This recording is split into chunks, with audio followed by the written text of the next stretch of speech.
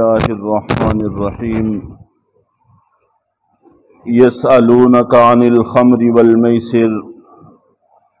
اے پیغمبر، آپ سے یہ لوگ شراب اور جوئے کے بارے میں پوچھتے ہیں۔ قل فیہما اثم کبیر،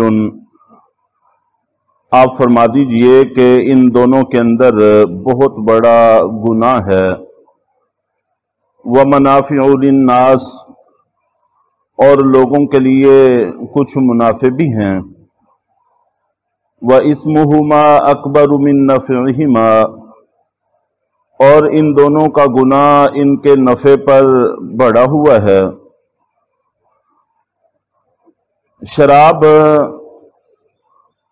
کا سب سے اہم حصہ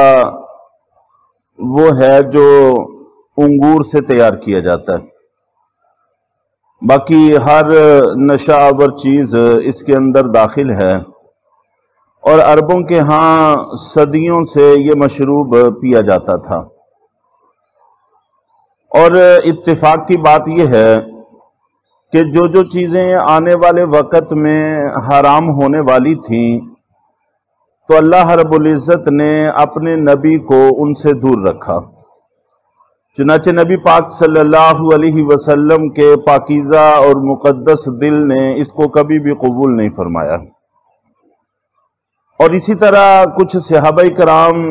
جن کو اللہ رب العزت نے یہ دولت عطا فرمائی تھی،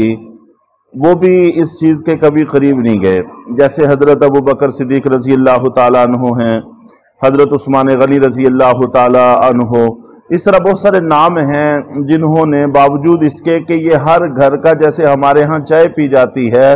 تو ہر گھر کا یہ لازمی مشروب تھا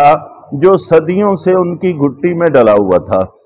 تو بہرحال کچھ نہ کچھ لوگ اس کو ناپسند کرتے آئے۔ قرآن پاک میں اس کی حرمت بڑی تدریج سے ہوئی ہے۔ تدریج کا معنی آہستہ آہستہ، رفتہ رفتہ۔ چنانچہ سب سے پہلے سورہ نحل کے اندر اس کا تذکرہ ہوا، وہاں اگرچہ حلت و حرمت کے حوالے سے تو کوئی بات نہیں ہوئی، لیکن لطیف سا اشارہ اس بات میں موجود ہے کہ یہ کوئی اچھی چیز نہیں ہے۔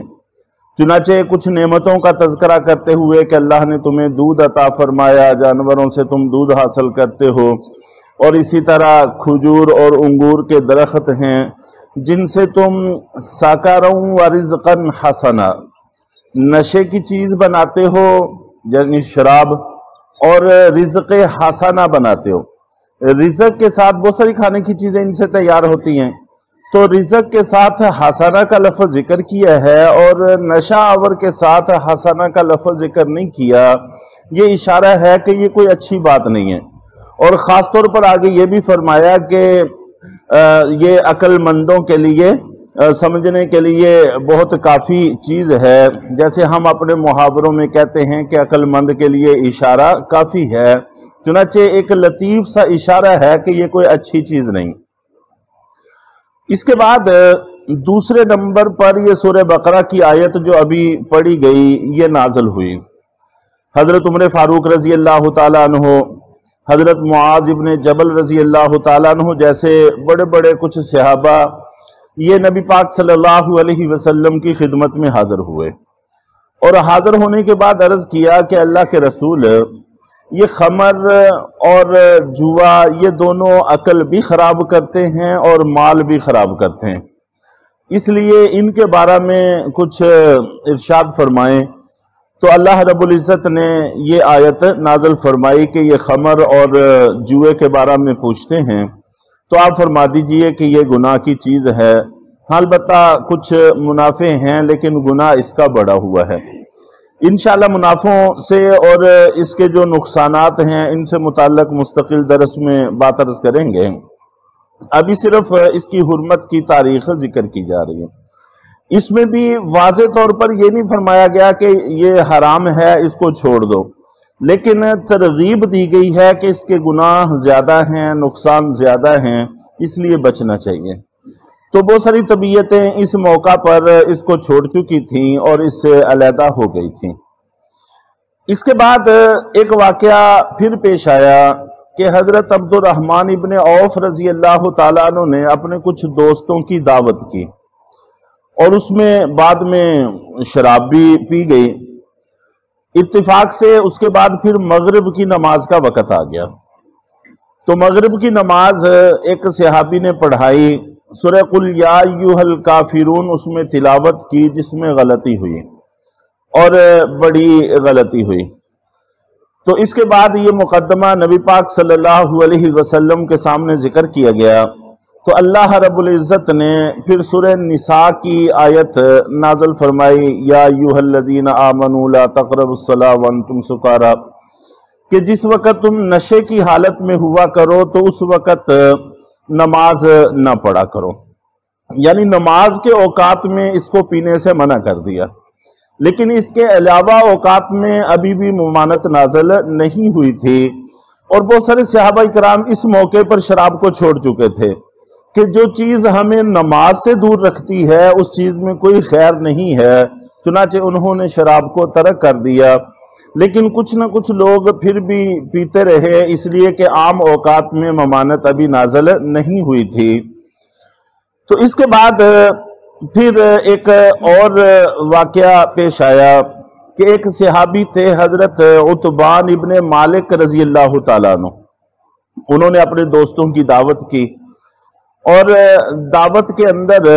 حضرت سعد بن ابی وقاص رضی اللہ تعالیٰ عنہ بھی شامل تھے،